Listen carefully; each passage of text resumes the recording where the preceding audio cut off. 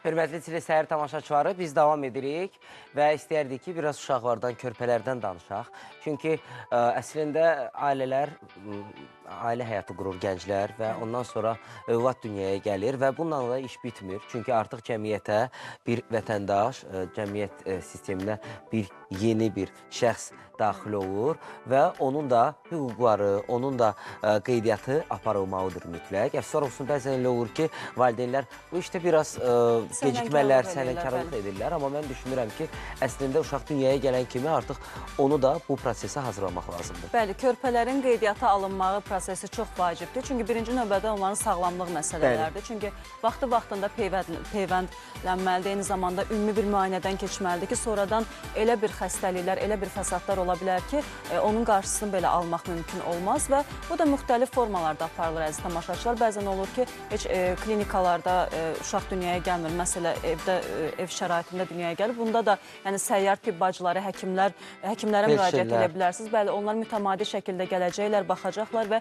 qeydiyyat prosesini də sürətləndirəcəklər və ona görə də valideynlərdən və yeni, təbii ki, ana olmağa hazırlaşan xanımlardan xüsusilə xahiş olunur ki, belə məsələlərə diqqətli yanaşsınlar. Çünki burada məsələ yəni sadəcə sizin həyatınız deyil, körpənizin həyatıdır və təbii ki, sağlam, yetişkin, belə deyək də, körpələrin dünyaya gəlməyi elə hər kəs üçün daha yararlıdır.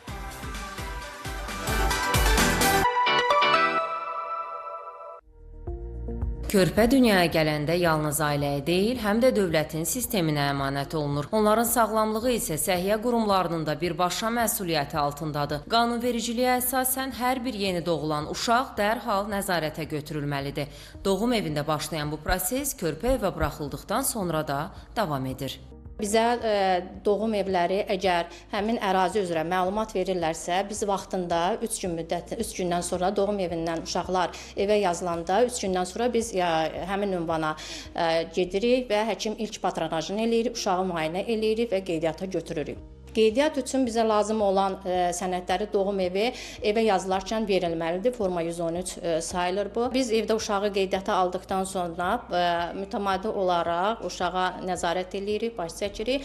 Uşaq dəvət olunur poliklinikaya 2 ayında və icbari tibbi sığortanın hesabına bütün müayinələrdən, xidmətlər zərfində daxil olan bütün müayinələrdən ödənişsiz halda yararlanır. Həkimlər deyirlər ki, qadın məsləhətxanalarında qeydiyyatda olan xanımlarla bağlı kifayət qədər məlumat olur. Qeydiyyatda olmayanlarla bağlı tibb bacıları sahələr üzrə səyyar baxış keçirərək, hamilə xanımlar gördükləri zaman yaxınlaşıb müvafiq söhbətlər aparır və onların şəxsi məlumatlarını qeyd edirlər. Özəl doğum evləri isə poliklinikalara dünyaya gələn körpələrlə bağlı məlumat vermir. Hal-hazırda səhiyyə sistemində də belə bir mərkəzləşdirilmiş baza yoxdur. Valideynlərə məlumat vermək istəyirəm ki, vaxtında uşaqlarını tibbi müayinələrə gətirsinlər. Çünki hal-hazırda bizim demək olar ki, hər cürə şəraitimiz var. Uşaqlar ətraflı müayinə oluna bilirlər. İcbari tibbi sığortanın hesabına hər cür laborator diaqnostik xidmətlərimiz var. Eyni zamanda demək olar ki, bütün ixtisaslı həkim müayinələrindən keçə bilirlər. Bu müayinələr pediatrın göndərişi ilə oftalmoloq, lor, cərrah, nevroloq və laborator xidmətləri əhatə edir. Ümumilikdə körpələrin sağlam böyüməsi üçün səhiyyə sistemində ardıcıl və məsuliyyətli nəzarət zənciri qurulur. Bu zəncir doğum evindən başlayaraq sahə pediatrı, uşaq poliklinikası və ixtisaslaşmış xəstəxanaları əhatə edir. Nigar Babayeva, Emin Tağıyev, Telesəhər.